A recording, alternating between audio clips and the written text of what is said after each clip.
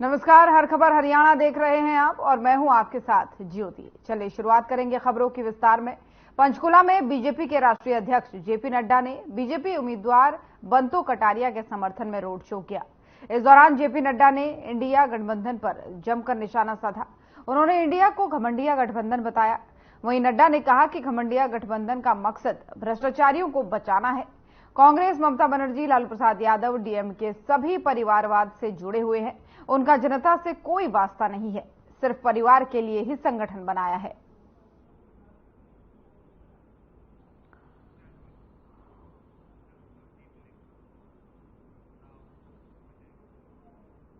और दिल्ली के मुख्यमंत्री अरविंद केजरीवाल को जमानत दिए जाने के फैसले का राज्यसभा सांसद दीपेंद्र हुड्डा ने स्वागत किया है। उन्होंने कहा है कि इस फैसले की जितनी सराहना की जाए उतनी कम है। उन्होंने कहा कि उम्मीद है कि अरविंद केजरीवाल के जेल से बाहर आने के बाद निश्चित तौर पर इंडिया गठबंधन के चुनाव प्रचार को मजबूती मिलेगी। उन्होंने एक बार फिर से केंद्र की मोदी सरकार को निशाने पर लिया है और कहा है कि मोदी सरकार ने विपक्ष की आवाज दबाने के लिए हमेशा सरकारी एजेंसियों का दुरुपयोग किया है।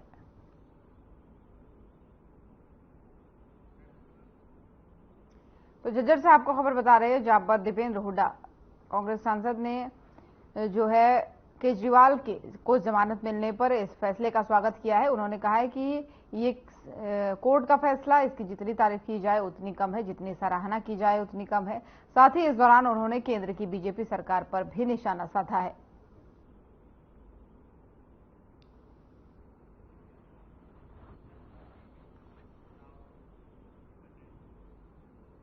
और अब खबर नारनौल से है, जहां किसान नेता अभिमन्यु कोहार ने कस्बे की चौपाल पर लोगों को संबोधित किया। उन्होंने कहा कि इस इलाके के किसानों का आंदोलन में बहुत बड़ा सहयोग था। इस सहयोग की वजह से किसान मजबूती के साथ खड़ा हुआ है और चुनाव में सभी पार्टियों ने किसानों की मजबूती को देखते हुए उनके घोषणा पत्र में हमारी मांगों को शामिल किया है। वहीं 7 मई से प्रदेश सत्र की 3 यात्राएं किसानों द्वारा शुरू की गई हैं। लोगों को बताया जा रहा है कि मौजूदा सरकार ने किसान और मजदूरों के साथ अन्याय करके महिला पहलवानों के साथ भी अत्याचार करने का काम किया है। वहीं जिस नेता ने ये काम किया था, उसके बेटे को बीजेपी पार्टी ने टिकट देने का काम किया है। इस यात्रा का समापन 19 मई को कैथल में होगा।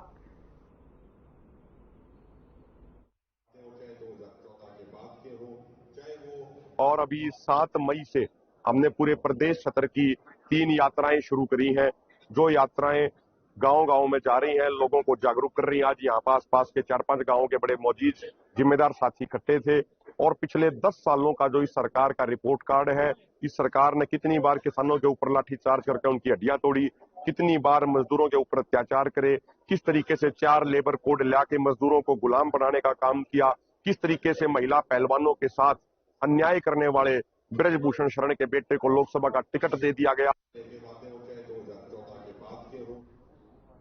वहीं नारनौल में विधायक राजकुमार गौतम ने कस्बे की ब्राह्मण धर्मशाला में भगवान परशुराम जयंती पर लोगों को संबोधित किया। इस दौरान उन्होंने कहा कि भगवान परशुराम हमेशा अन्याय के खिलाफ लड़कर न्याय दिलाने का काम करते थे। आज हम राजनीतिक तौर पर कमजोर हो गए हैं, हमें संभल कर फैसले लेने होंगे। इसी के साथ ही उन्होंने शिक्षा और खेलों में उत्कृष्ट प्रदर्शन करने वाले छात्रों और खिलाड़ियों को भी सम्मानित किया। उन्होंने कहा कि आज के कार्यक्रम में प्रदेश के वित्त मंत्री जेपी दलाल को भी आना था, लेकिन चुनाव का समय है, किसी कारणवश वे नहीं पहुंच पाए। लेकिन उन्होंने वादा किया है कि वे पहले भी हल्के में आकर मदद कर चुके हैं और भविष्य में भी पूरी मदद करने का काम करेंगे।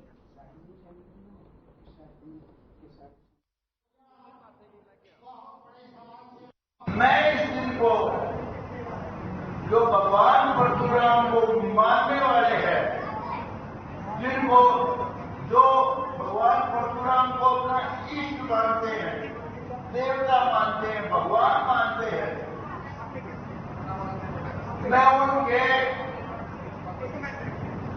उनका लेखे जोखे का दिन मानता हूं। आज का दिन भगवान परशुराम का जो जन्मदिन मना है।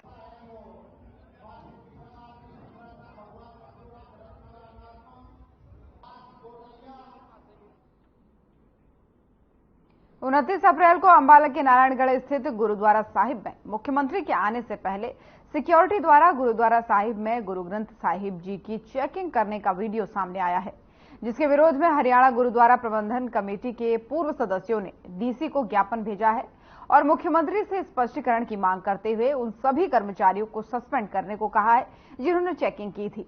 दरअसल गुरु ग्रंथ साहिब की चेकिंग करने का वीडियो सामने आया है, जिसके बाद से सिख समाज में काफी रोष देखने को मिल रहा है।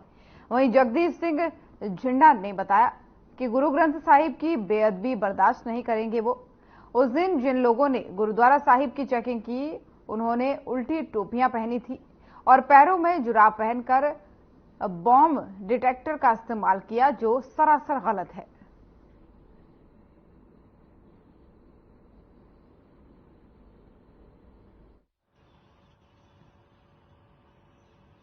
वाहिगुरु जी का खालसा, वाहिगुरु जी की फतेह।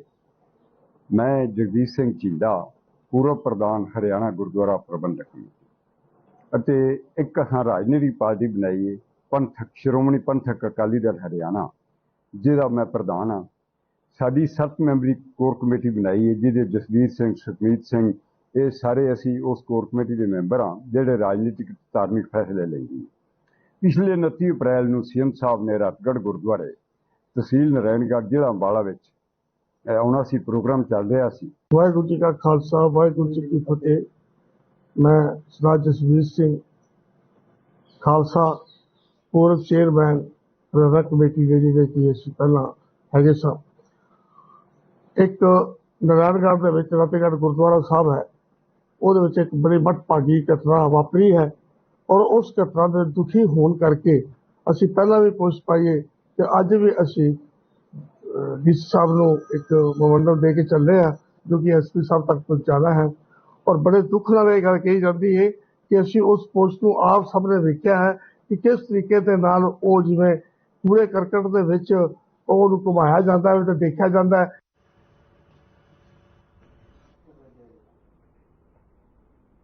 अम्बाला के मठेड़ी शेखा कस्बे में पुलिस कार्रवाई से नाखुश होकर गुस्साए दुकानदार अपनी दुकानें बंद कर सड़क पर उतर आए हैं। दुकानदारों ने सड़क पर ही दरी बिछाकर रोष प्रदर्शन करना शुरू कर दिया है। दरअसल 2 मई को मठेड़ी शेखा कस्बे से अपनी दुकान बंद कर घर जा रहे कपड़ा दुकानदार गगन नरूला का नकाबपोश बदमाशों ने तलवारों से जानलेवा हमला उस पर कर दिया था और 2.5 लाख रुपए के साथ ही लैपटॉप लूट कर ले गए। 8 दिन बीत जाने के बावजूद भी अभी तक इस मामले में पुलिस के हाथ खाली हैं, जबकि 2 बाइकों पर 5 बदमाश वारदात के बाद सीसीटीवी में भागते हुए दिखाई दे रहे हैं। वहीं आरोपियों की गिरफ्तारी न होने से खफा सभी दुकानदारों ने आज रोषपूर्वक अपनी दुकानें बंद करने का फैसला किया।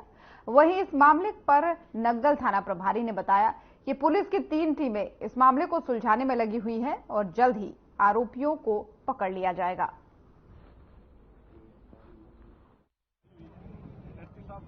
दो तारीख को हमारे एक दुकानदार राती नूरुल्लाह क्लॉथ हाउस गगन जी के साथ एक घटना घटी, जिसमें उनसे 2.5 लाख रुपए की डकैती और उनकी दोनों बाजू में तोड़ के चले गए।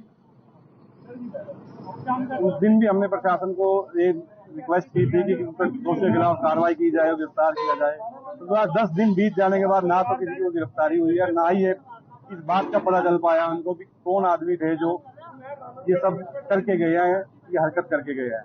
आज उसी के विरोध में एक बार फिर से सभी दुकानदार भाइयों ने अपनी दुकानें बंद करके ये धरना दिया है कि दोषियों के खिलाफ कार्रवाई की जाए और दोषियों को जल्द से जल्द पकड़ा जाए। अब ये कार्रवाई नहीं हुई, आज 7-8 दिन हो गए, ना तो चोर पकड़े गए ही आज तक, इसीलिए ये कार्रवाई हो यहाँ पे जाम लगा के बैठे हैं। कार्रवाई होनी चाहिए, जो गुनाहगार है उनको पकड़ना चाहिए। क्या घटना हुई? घटना इसको मार गए थे जोनी नरोला को, उसके बाजू बूजू जो है सारी काट गए हैं, उसमें राड़े पड़ी हैं, तो अभी तक कोई कार्रवाई नहीं पकड़े नहीं। मेरा नाम काशवी नरूला है। मेरे फादर 2 मई को शॉप क्लोज करके अपने घर आ रहे थे, फिर उनके पास कैश था, लैपटॉप था, तो कुछ चोरों ने उनको पकड़ लिया।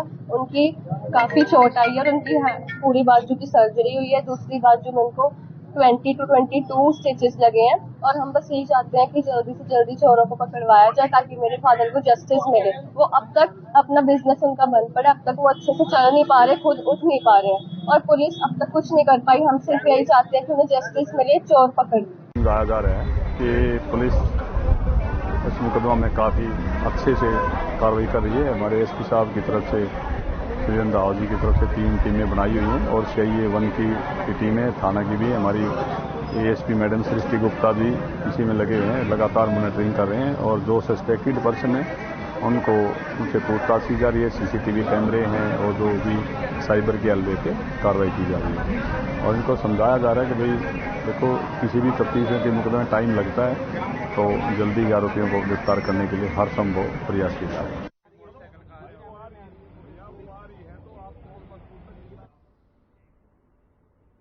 और इनेलो प्रदेश अध्यक्ष नफे सिंह राठी हत्याकांड की जांच तेज हो गई है। सीबीआई की DIG लवली कटियार के नेतृत्व में एक बार फिर से सीबीआई की टीम बहादुरगढ़ पहुंची, जिस बराही फाटक के पास नफे सिंह राठी की ताबड़तोड़ गोलियां मारकर हत्या कर दी गई थी, उसी वारदात स्थल का सीबीआई की DIG ने मुआयना किया है। टीम ने जिस गाड़ी में नफे सिंह राठी की गोलियां मारकर हत्या कर दी गई थी, उस गाड़ी का निरीक्षण किया।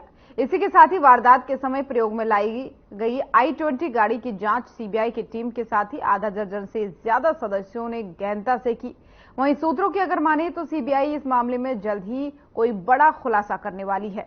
टीम के साथ कुछ अहम सुराग और वीडियो लगे हैं, जिनके आधार पर मामले की जांच के दायरे को बढ़ाया गया है।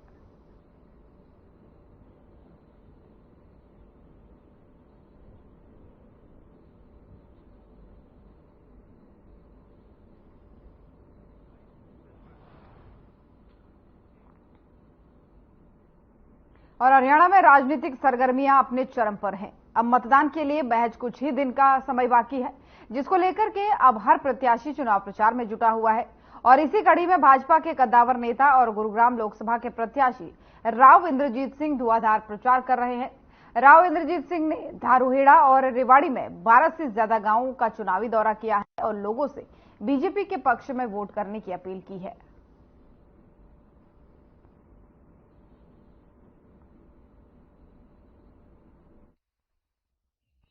के तौर के कभी सुस्त नहीं होना चाहिए और चुनाव तो चुनाव ही होता है, तो मैं अपनी तरफ से पूरा प्रयास कर रहा हूँ, लोगों का सहयोग मांग रहा हूँ और मुझे सहयोग मिल भी रहा है छत्तीस बिरादरी का।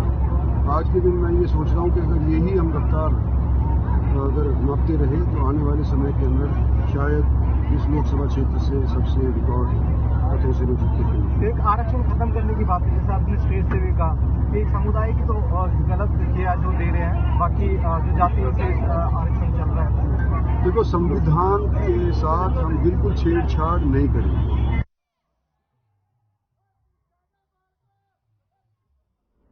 तो गुरुग्राम से आपको खबर बता रहे हैं, जहां पर बीजेपी के प्रत्याशी लोकसभा प्रत्याशी राव इंद्रजीत जो है लगातार चुनावी प्रचार प्रसार कर रहे हैं और इसी कड़ी में वो लगातार बैठकें कर रहे हैं, रैलियां कर रहे हैं और धुआंधार प्रचार के बीच वो लोगों से लगातार बीजेपी के पक्ष में वोट करने की अपील भी कर रहे हैं। और ये तस्वीरें जो हैं ये गुरुग्राम की है, जहां से वो लोकसभा प्रत्याशी भी हैं और यहां पर प्रचार प्रसार भी उनका तेजी से चल रहा है।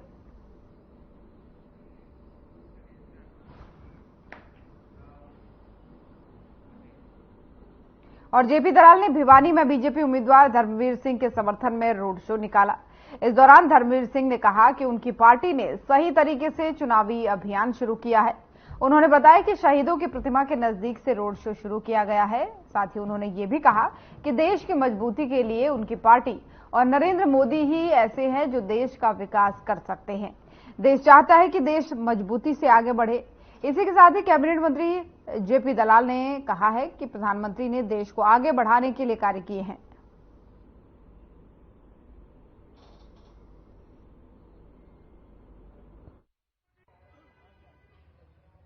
सारे देश का ये छठे चरण का चुनाव, जिसके अंदर 25 मई को वोट डाले जाएंगे।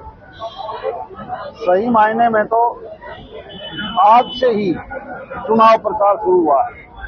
इलेक्शन कमीशन की गाइडलाइन के मुताबिक हमारा नॉमिनेशन 29 तारीख से स्टार्ट हुआ, 6 तारीख तक नॉमिनेशन की विड्रॉल का टाइम चला गया,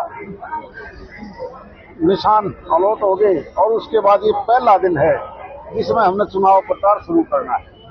और हम ऐसे ही स्थान पर हमारे महापुरुषों के स्टेचू के ऊपर फूल मालाएं चढ़ाकर जो है भिवानी के अंदर बीजेपी का रोड शो है चुनाव को लेकर के, आज की जो ये रैली है, रोड शो है, इसको लेके सारे कार्यकर्ता बहुत आशान्वित हैं कि जिस प्रकार से हमारे को कम करके आका जा रहा है उसमें हमारी कोई भी कमी नहीं है। हम चुनाव जीतेंगे और 5 लाख वोटों से चुनाव जीतेंगे, क्योंकि भिवानी का जो सारा मैंने घूम के देखा है, सारी जगह पे हमारी जीत है भिवानी नगर में और ग्रामीण में भी। ये सारे भारतीय जनता पार्टी के कार्यकर्ता, हमारे जो प्रत्याशी हैं लोकसभा के धर्मवीर जी, इसके समर्थन में बाजार में जाकर के, हर दुकान पर जाकर के हाथ जोड़ के वोट की प्रार्थना करेंगे। और हमारे भारतीय जनता पार्टी की यही नीति है कि घर घर जाकर के मतदाता से हाथ जोड़ें।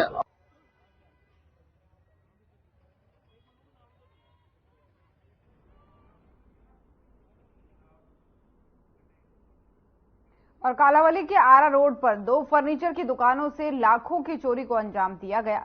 पूरी वारदात सीसीटीवी में कैद हो गई। वहीं सूचना मिलने पर पुलिस और सीआईए की टीम मौके पर पहुंची। पुलिस सीसीटीवी फुटेज को खंगाल रही है।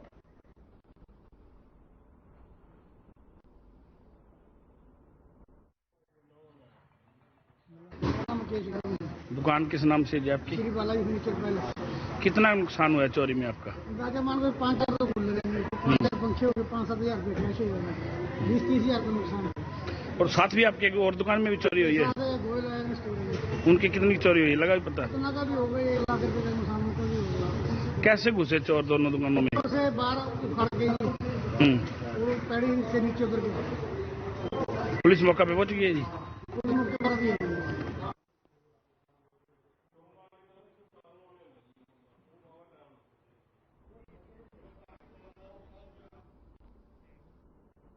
अंबाला छावनी स्थित बीजेपी कार्यालय के पास वरुण चौधरी का काफिला रुका।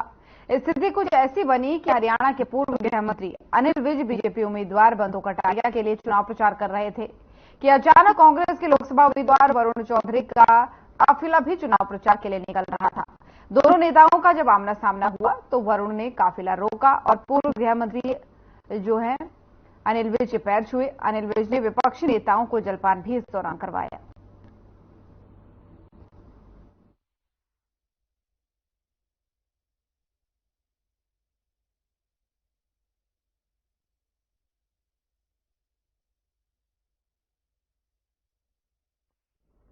अंबाला से आपको ये तस्वीरें दिखा रहे हैं जहां पर पूर्व गृह मंत्री अनिल विज जो थे, अंबाला की लोकसभा प्रत्याशी बीजेपी के बंधु कटारिया उसके समर्थन में चुनाव प्रचार कर रहे थे। लेकिन उसी दौरान कांग्रेस के लोकसभा प्रत्याशी वरुण चौधरी से उनकी मुलाकात हुई। वहीं उन्होंने विपक्षियों को जलपान भी करवाया।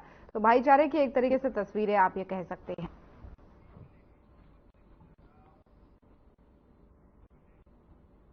और हरियाणा में 25 मई को लोकसभा चुनाव होना है, लेकिन उससे पहले बीजेपी सरकार की मुश्किलें बढ़ती नजर आ रही हैं।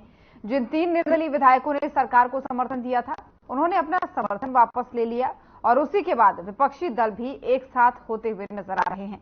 वहीं जेजेपी पार्टी के महासचिव दिग्विजय चौटाला ने कहा कि ये सरकार बनने का हमारे पास सुनहरा मौका है और हम व्हिप के साथ साथ लिखित में भी देने को तैयार है। भूपेंद्र सिंह हुड्डा अपने 30 और 3 निर्दलीय विधायक तैयार रखें। दुष्यंत चौटाला के पास 10 विधायक हैं जो पूरी तरह तैयार है।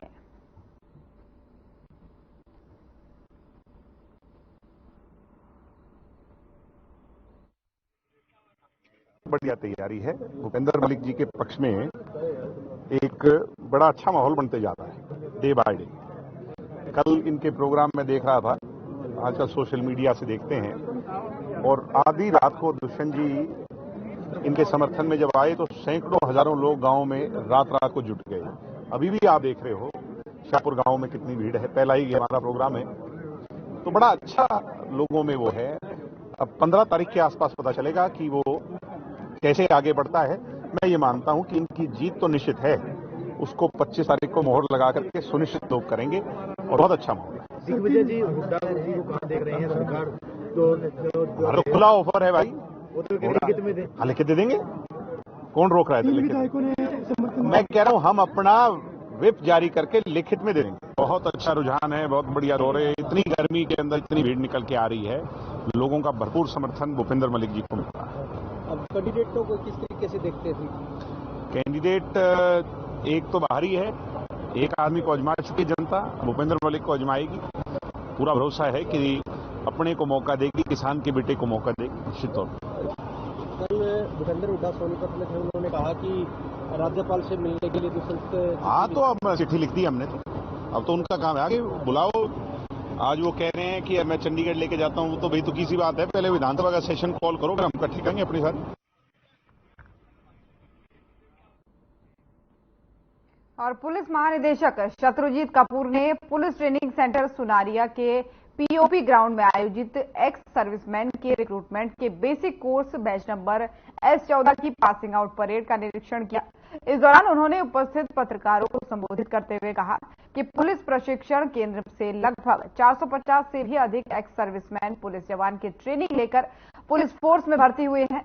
वहीं पुलिस विभाग लोकसभा आम चुनाव 2024 स्वतंत्र, निष्पक्ष और शांतिपूर्ण ढंग से संपन्न करवाने के लिए वचनबद्ध है। इसके लिए विभाग के पास पर्याप्त पुलिस बल है। 450 के लगभग हमारे एक्स सर्विसमैन सिपाही हमारे पुलिस परिवार में शामिल हुए हैं अपना ट्रेनिंग कंप्लीट करके, और ये बहुत अच्छे मौके पर एडिशन हुई है, क्योंकि अब इलेक्शन भी है और इलेक्शन की बड़ी जिम्मेदारी हरियाणा पुलिस के ऊपर है और इस मौके पर मैक्सिमम फोर्स की आवश्यकता पड़ती है। तो इन सभी का आज ट्रेनिंग पूरी करने पर हमें बहुत लाभ होने वाला है।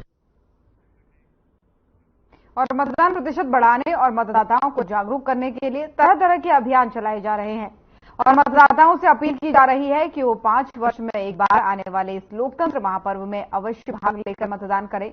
और इसी कड़ी में यमुनानगर के सीटीएम पीयूष गुप्ता का कहना है कि लोग 25 मई को ये न समझें कि छुट्टी और अपनी नींद पूरी करें। साथ ही उन्होंने कहा कि सभी विधानसभा क्षेत्र में एक पिंक बूथ भी बनाया गया है, जिसमें महिलाएं जाकर मतदान कर सकती हैं। इसके अलावा अन्य वर्ग भी यहां मतदान कर सकते हैं। इसी तरह दिव्यांग के लिए भी विशेष बूथ बनाए गए हैं।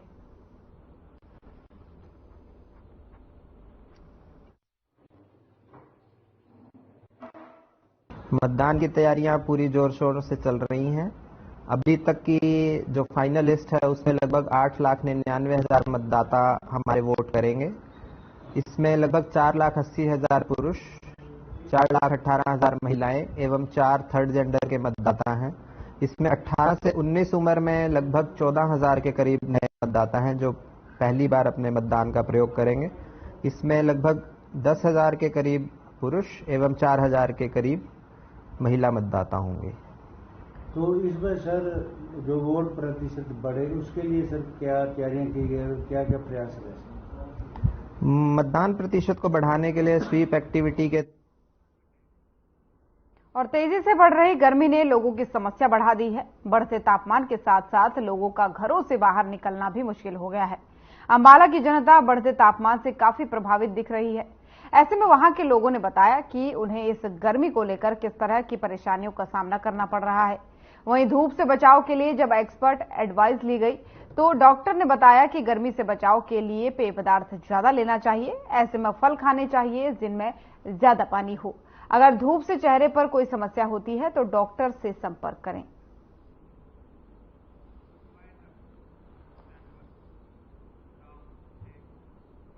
तो हर खबर हरियाणा देख रहे थे आप। बुलेटिन में फिलहाल इतना ही। नमस्कार।